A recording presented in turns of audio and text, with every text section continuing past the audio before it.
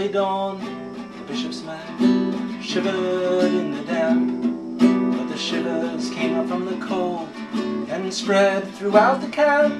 The trembling horses felt the fear of silent, thoughtful men who prayed that wives and families might see them once again. The bishops sent a dawn patrol to investigate the weight of forces at the king's command, ensconced behind the gate. The ground mist hid patrols' approach as they drew close enough to show the sentries on the battlements, and an archer drew his bow.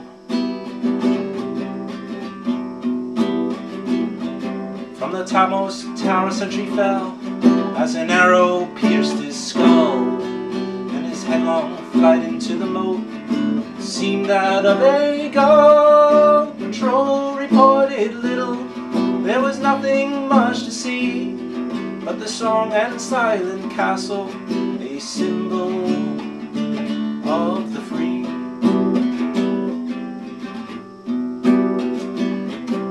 The king's men took communion as the first rays of the sun lit up the chapel's gloomy walls. The fatal day begun. From the castle green the rooks took flight to the high trees in the east.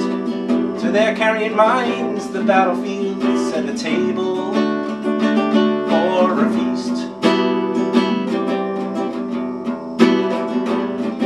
A tide of black, the bishop's men, equality, their right, stormed like ants upon the hill, their aim at last in sight. The king's men dressed in purest white were driven back by force, and the fighting grew more violent as the battle took its course. The bishops gave the order, no mercy to be shown. The sacrifice will reap rewards when the king is overthrown. The sight of children lying dead made hardened soldiers weep. The outer walls began to fall, they moved towards the keep.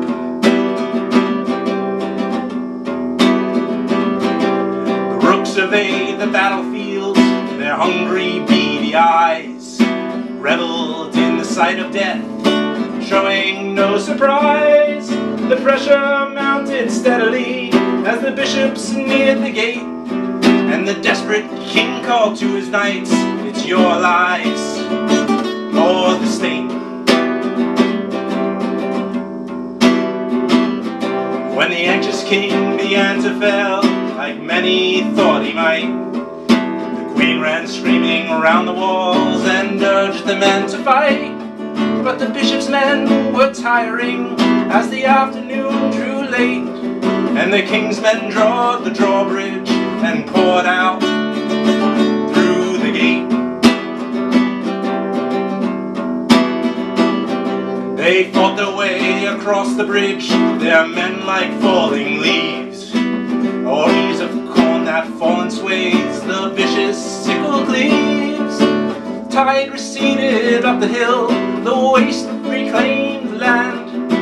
Once decaying swamp became a shore of pure white sand.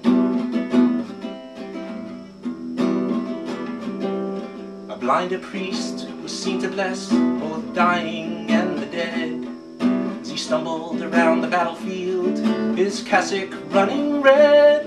If uniform were black or white, his eyes could never see, and death made no distinction, whatever man he be.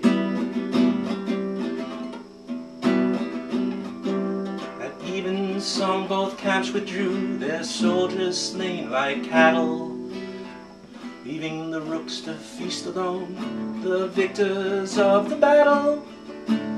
Evensong both camps reviewed their sad depleted ranks, as survivors of the battle gave God their grateful thanks.